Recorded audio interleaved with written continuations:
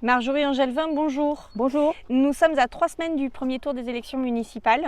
Oui, certainement même du seul. Ah bon? Pourquoi un seul tour?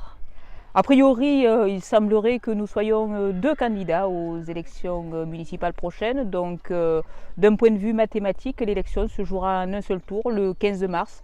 D'ailleurs, j'invite tous les électeurs à être très vigilants parce que celles et ceux qui pourraient être tentés de réserver leur choix au second tour risquent de ne pas avoir cette chance. Donc, sous un seul réserve, tour. a priori, un seul tour Ok. pour les élections municipales à Clarensac. Ok, très bien. Et justement, pouvez-vous nous dire comment vous vivez cette campagne? Je la vis très bien. Écoutez, c'est ma 4e campagne électorale pour les élections municipales.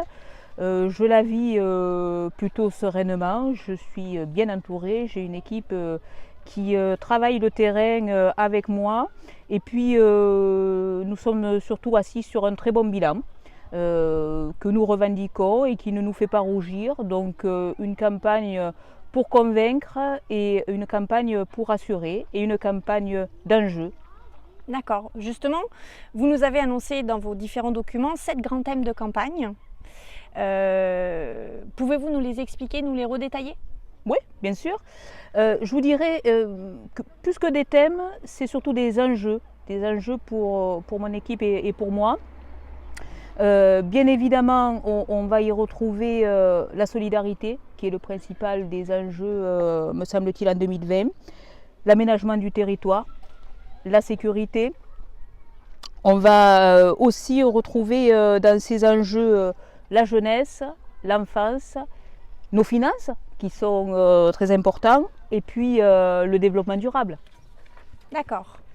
Alors, une question un petit peu plus précise, on nous parle beaucoup du PLU. Est-ce que donc vous pouvez nous dire exactement ce qu'est un PLU et où nous en sommes exactement à ce sujet? Oui, le PLU, précisément, c'est le plan local d'urbanisme. C'est le document d'urbanisme qui régit l'ensemble de l'aménagement du territoire et des constructions dans notre commune. Ce plan local d'urbanisme est nouveau puisque initialement on appelait ça les POS dans les communes, les plans d'occupation des sols, qui sont devenus caducs voilà maintenant quelques années. La précédente équipe municipale avait lancé en 2013 l'élaboration de notre premier PLU et avait pris un certain nombre orientations que nous avons remis en question lors de notre arrivée aux affaires en 2014. Donc tout ceci a pris un certain nombre de temps. Nous avons créé un comité de pilotage spécial pour la création de ce PLU. Nous avons, comme je vous le disais précédemment, réorienté ce que nous appelons le projet de développement pour l'avenir. Et la procédure suit son cours. Elle a été freinée à plusieurs reprises par le PPRI, le plan de risque inondation, qui impacte notre commune, par le risque feu de forêt, qui impacte également notre commune. Et puis lorsque nous étions prêts à aboutir le PLU, nous avons été frappés d'une étude environnementale, c'est-à-dire qu'on y est aussi sensible. Et donc cette étude environnementale a révélé un certain nombre d'enjeux pour la commune, qui nous demande plus précisément de revoir les réorientations en termes d'ouverture à l'urbanisation. Voilà. Donc un PLU, ça ne se fait pas seul, ça se fait avec la population, et d'ailleurs la population sera consultée après les élections, et ça se fait avec ce que l'on appelle les personnalités publiques associées, pour ne citer que, et ils sont nombreux, la Chambre d'agriculture, la Chambre de commerce, la direction départementale, les services de l'État.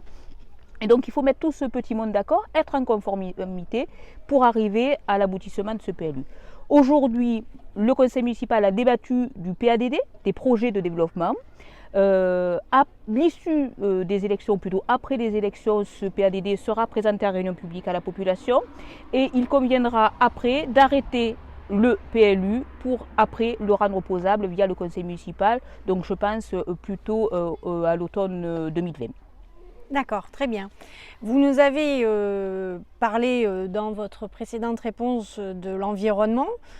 Justement, nous avons la chance aujourd'hui de vivre et de bénéficier d'un cadre de vie privilégié à Clarensac. L'écologie est un sujet évidemment de campagne.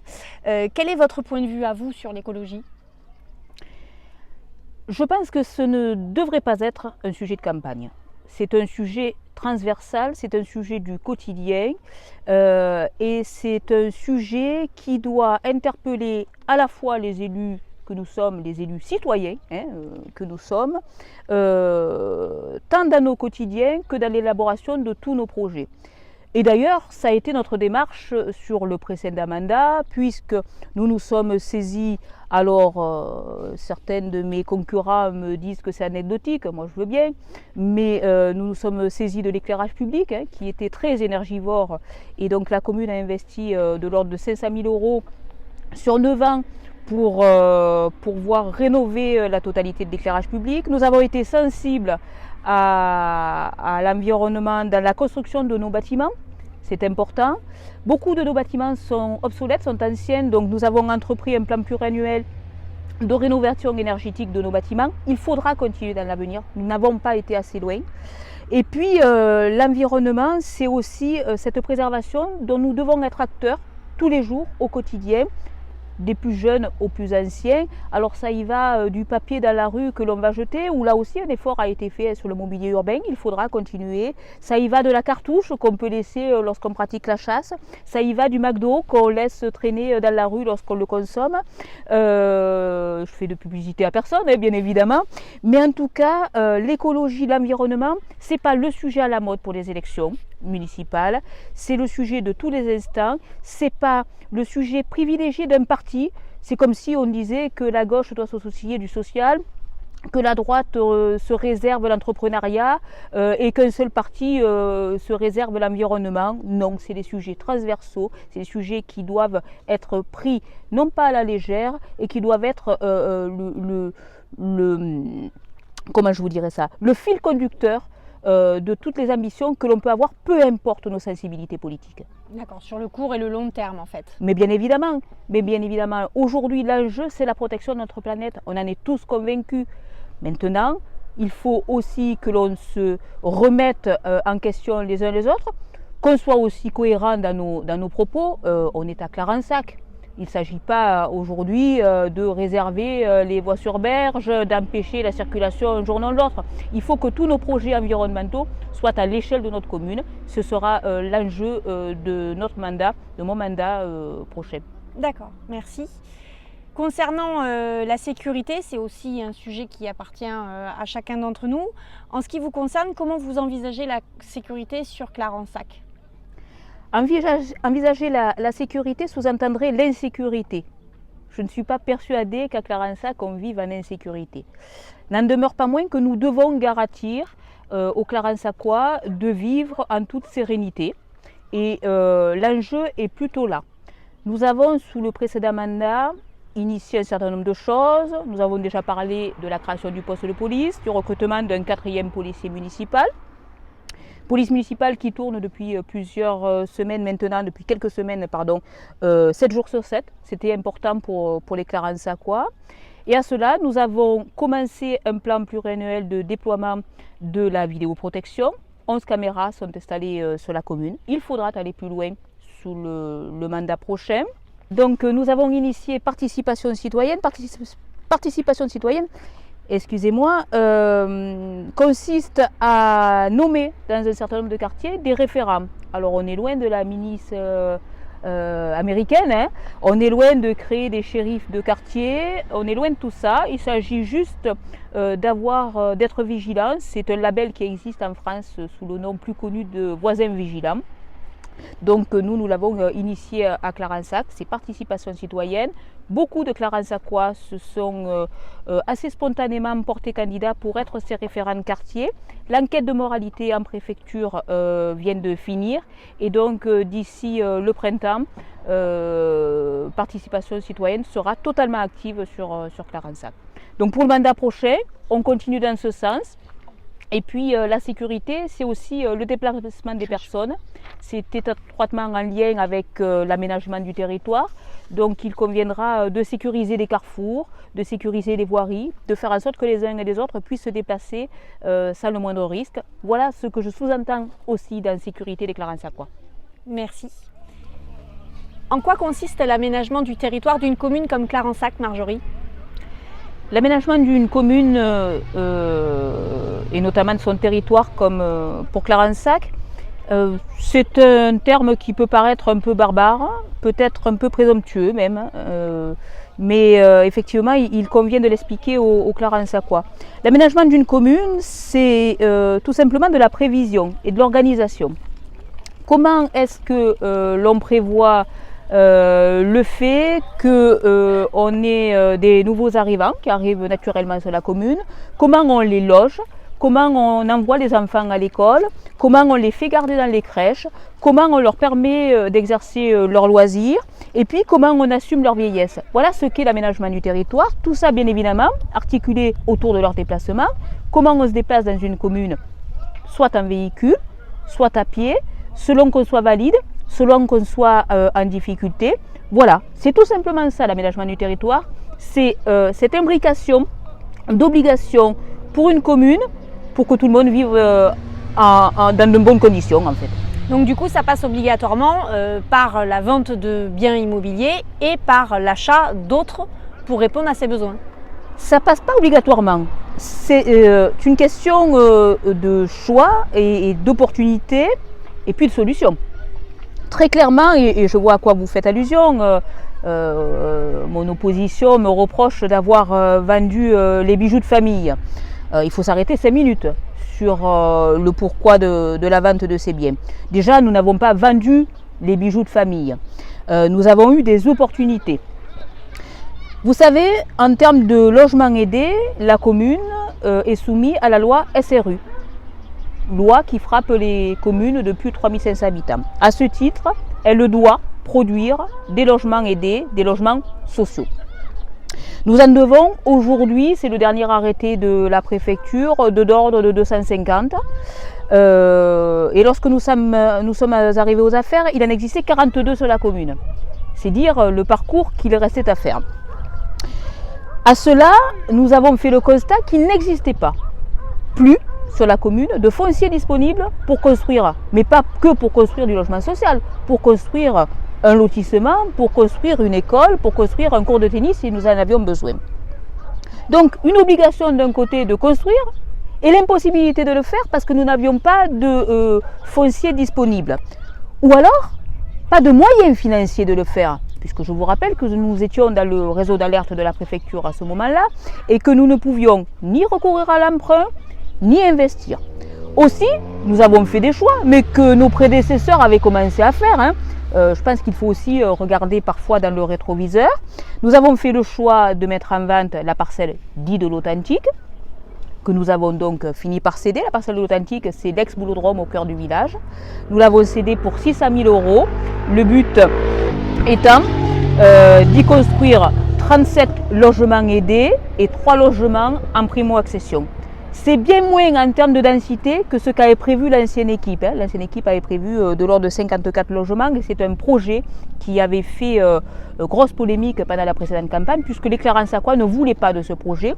Aujourd'hui, c'est un projet qui est arrivé à son terme sans aucun recours de qui que ce soit. Je tenais à le préciser. Donc la vente de ce premier bien. Après, nous avons vendu un terrain à côté des tennis pour 240 000 €. Ce terrain a permis la construction de 5 logements en primo-accession. Sur ces 5 logements, 4 jeunes couples de Clarensacois ont eu l'opportunité de construire leur première maison.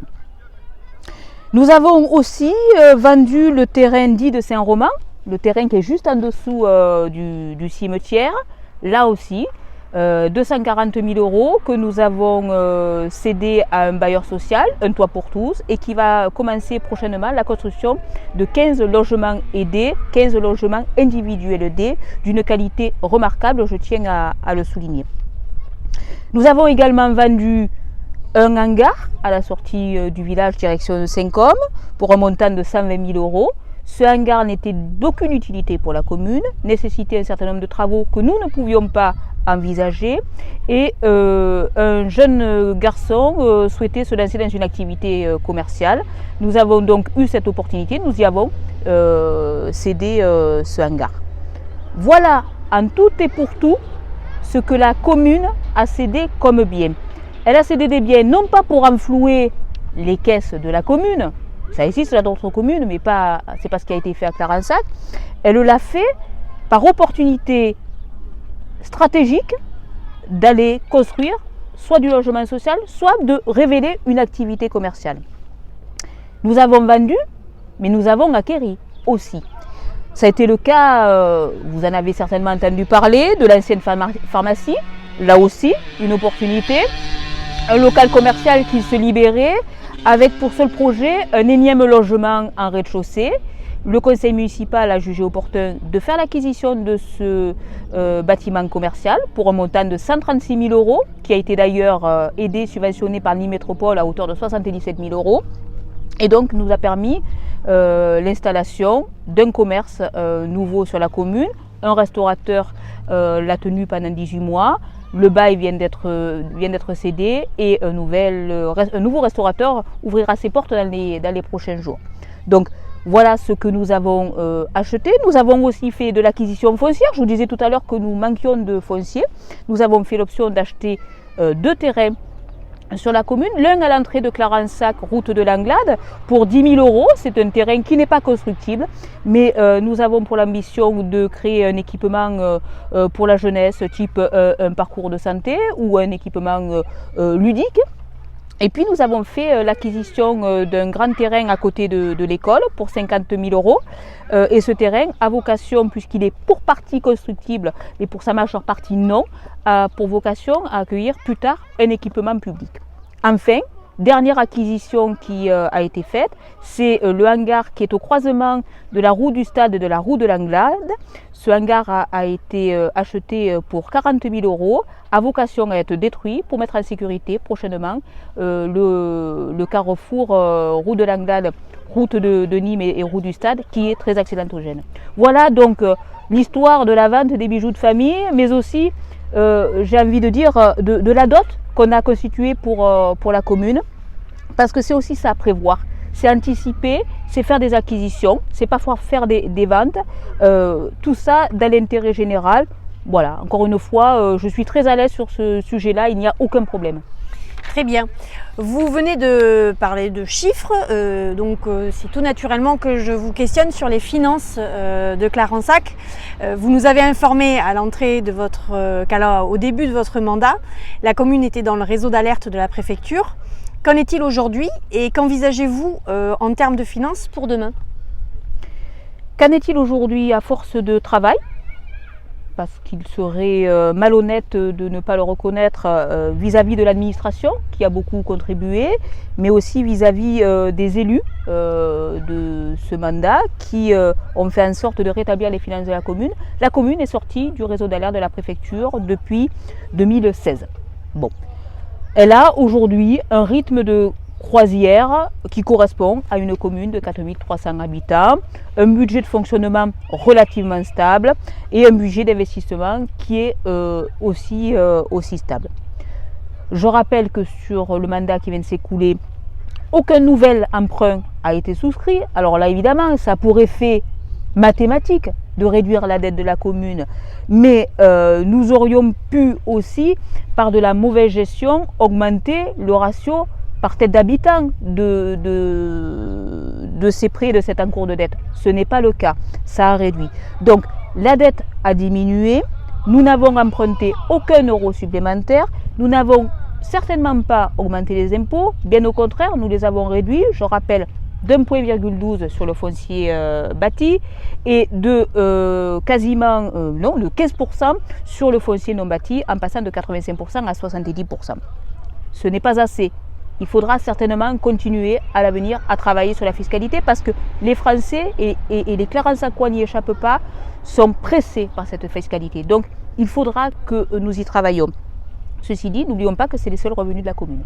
Voilà. Donc la gestion rigoureuse doit être le maître mot de tout élu, qu'il s'appelle Marjorie Angelvin ou qu'il s'appelle Patrick Gervais, de tout élu de demain. Nous devrons réfléchir avant d'investir le moindre euro et puis faire en sorte que les choses elles soient toujours inscrites dans le besoin. Et puis il y a une réflexion qu'il faudra engager pour l'avenir, c'est peut-être aussi la mutualisation. Je ne suis pas persuadée que toutes les communes aient besoin d'une salle des fêtes, que toutes les communes aient besoin d'arènes, que toutes les communes aient besoin d'un tracteur pour nettoyer les fossés. Donc je pense qu'il conviendra aussi de remettre les maires autour de la table, parce qu'il y a une vraie source d'économie d'échelle à faire. Ça s'appelle la mutualisation. Alors oui, j'entends mes adversaires me dire d'ici que j'ai dû démutualiser un certain nombre de services. C'est vrai, la police municipale, parce qu'elle n'était pas efficiente, le service jeunesse, parce que en l'état des choses, il coûtait beaucoup plus d'argent à la commune qu'en termes de qualité, il ne l'était. Donc nous avions aussi ce devoir de qualité à rendre à la population. Ceci dit, rien n'est figé dans la vie et je suis prête à reprendre les discussions avec les futurs maires des communes de l'Avonage et peut-être les nouveaux aussi de l'agglo pour que nous puissions ouvrir ce projet ou en tout cas cette opportunité que pourra avoir notre commune. Très bien. Vous venez d'évoquer la jeunesse à l'instant. Alors, je vais vous interroger aujourd'hui sur la crèche et sur justement ce projet de crèche qui est en cours. Donc, des travaux sont en cours pour la construction d'une nouvelle crèche. Pouvez-vous un petit peu nous expliquer et nous détailler ce projet ? Bien évidemment, il n'y a rien d'opaque dans ce projet, donc je veux bien vous l'expliquer volontiers, surtout quand c'est des beaux projets. Donc la commune a décidé, il y a à peu près 2 ans maintenant, devant le constat que la crèche actuelle était mal adaptée, qu'elle nécessitait beaucoup d'investissements de la part de la commune pour des travaux chaque année, dans les sols, dans les climatisations, bref, une crèche de plus de 25 ans, et puis une crèche aussi petite, trop petite, pour accueillir suffisamment d'enfants afin d'avoir un équilibre budgétaire. Nous y viendrons peut-être dans une deuxième partie de réponse si vous le voulez bien. Commençons donc par le bâtiment. Le constat qu'un bâtiment n'est plus adapté, qu'il est énergivore, et donc la volonté d'aller utiliser un autre bâtiment, de le rénover dans toutes les normes actuelles qui s'imposent à nous et de le faire plus grand pour pouvoir accueillir davantage d'enfants. C'est ce que nous avons donc engagé. Une nouvelle crèche dont les travaux vont démarrer dans les prochains jours. Les marchés sont en cours de notification. Dans les locaux de l'ancien centre de loisirs, l'extension de l'ex-école élémentaire. Une crèche qui sera parfaitement neuve et qui pourra accueillir 30 berceaux. Alors qu'aujourd'hui, la crèche actuelle accueille 20 berceaux. Voilà. Donc des travaux qui vont démarrer, une crèche neuve et un modèle de gestion aussi qui correspond à 2020. Et donc là, c'est un côté peut-être un peu plus financier. Nous avons été alertés depuis un certain nombre d'années maintenant par les parents gestionnaires de la crèche. Je rappelle que la crèche est gérée selon un modèle économique un peu ancien par une association parentale. C'est le cas depuis la création de la crèche à Clarensac. Aujourd'hui, ce modèle économique s'essouffle. Là encore, je vais rassurer les Clarensacois, pas qu'à Clarensac, il s'essouffle dans toutes les communes qui sont gérées par ce modèle-là. Et donc, il y a plusieurs années que les parents attiraient notre attention en nous disant « Attention, on arrive au bout, on a du mal à gérer cette crèche, c'est quand même un budget de l'ordre de 300 000 € la crèche, c'est lourd de responsabilité. » Et donc, il nous a paru opportun de joindre à la construction d'un nouveau bâtiment un nouveau modèle financier. La commune a donc tout naturellement envisagé de récupérer cette compétence qui normalement est la sienne, sauf que c'est lourd en gestion pour une commune que de gérer la petite enfance. Et donc, d'un commun accord, le conseil municipal a décidé de mettre en délégation de service public la future crèche de Clarensac. Les parents du bureau de la crèche ont été associés aussi à cette réflexion. Donc nous sommes actuellement en cours de consultation, puisque c'est comme un marché public. Nous devons sélectionner des candidats qui seront demain délégataires et donc gestionnaires de notre crèche. À l'issue de cette consultation, un délégataire sera sélectionné par la commune et il lui appartiendra de gérer la commune. Voilà.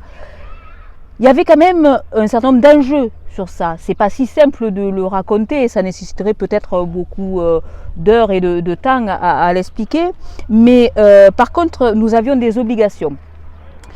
En tout cas, j'avais, moi, une responsabilité. Ma responsabilité de maire, c'était de garantir que demain, l'offre de services pour les parents clarensacois serait maintenue. C'est-à-dire 0 couffin sur le trottoir. Et ça, c'était un risque qui était imminent pour la commune, puisque les parents gestionnaires de la crèche étaient, encore une fois, je le répète, à bout de souffle, avec une trésorerie très incertaine, et donc nous ne savions pas très bien de quoi demain serait fait. Donc aujourd'hui, moi, mon principal souci, il est, attention, maintenons l'offre de service. Après, j'avais un deuxième souci, c'est que la crèche, c'est des parents qui gèrent, mais c'est des salariés qui font tourner. Et donc, d'un point de vue humain, il ne me paraissait pas concevable de dire à 6 ou 7 salariés, même 8 à certains moments, demain vous allez vous retrouver sans emploi. Donc ça, c'était l'enjeu, la priorité numéro 2, c'était de garantir l'emploi aux salariés de la crèche. Après, il y a un certain nombre d'enjeux, bien évidemment. Maintenir la qualité, nous y sommes sensibles et c'est prévu dans le cahier des charges. Les parents sont très sensibles à la manière dont les repas vont être élaborés. C'est aussi l'une de nos inquiétudes. Nous verrons demain comment les repas des bébés seront fabriqués. Mais en tout cas, c'est un souci permanent que nous avons, mais pas que pour les enfants de la crèche. Vous savez, nous l'avons au quotidien pour les enfants de l'école et c'est dans ce sens que nous avons relancé le marché du traiteur de nos cantines il y a quelques mois. Et puis, c'est un souci que nous aurons demain, puisque vous savez que je porte cet engagement fort de campagne de réfléchir sur le mandat prochain à une cuisine centrale qui nous permettra de fabriquer des menus à la fois pour les enfants des écoles, peut-être pour des personnes âgées isolées, peut-être pour des personnes qui sont en difficulté ponctuelle ou quotidienne. Donc voilà, la crèche, un bâtiment neuf, une nouvelle manière de gérer, des priorités que nous avons classées. En premier, l'offre de garde, le personnel, la manière dont cette crèche va fonctionner, et puis parce que cette crèche va devoir fonctionner, d'autres projets qui ont émergé, et notamment la cuisine centrale. Dernière question, Marjorie, puisque nous l'avons rappelé en début d'interview, il n'y aura a priori qu'un seul tour sur ces élections municipales. Pouvez-vous nous expliquer pourquoi les Clarensacois devraient voter pour vous, d'après vous? Je pense que voter pour nous, c'est garantir la continuité. C'est assurer et rassurer le Clarensacois, assurer le Clarensacois que les choses vont continuer sur le bon chemin, avec rigueur, avec sérieux, mais aussi avec ambition. C'est rassurer le Clarensacois sur le fait que le lendemain des élections, comme jusqu'à la veille d'ailleurs, mais au lendemain des élections, mon équipe sera au travail, a en main des dossiers d'hier et les continuera. Et puis, je pense que voter pour Clarensac toujours avec vous, c'est continuer à voir l'avenir. En 2014, je vous proposais de faire un choix pour l'avenir. Je vous propose aujourd'hui de continuer ce choix parce que voter pour une autre liste que Clarensac toujours avec vous serait faire le choix du passé et je pense que ce serait un mauvais choix pour Clarensac. Voilà. Donc, nous serons toujours avec vous. J'ai confiance en les Clarensacois et je ne doute pas qu'au 15 soir, Clarensac continuera sur une vraie et belle dynamique, celle de l'ambition, de la bienveillance et de la jeunesse. Merci beaucoup Marjorie. T'en prie. À bientôt. À bientôt.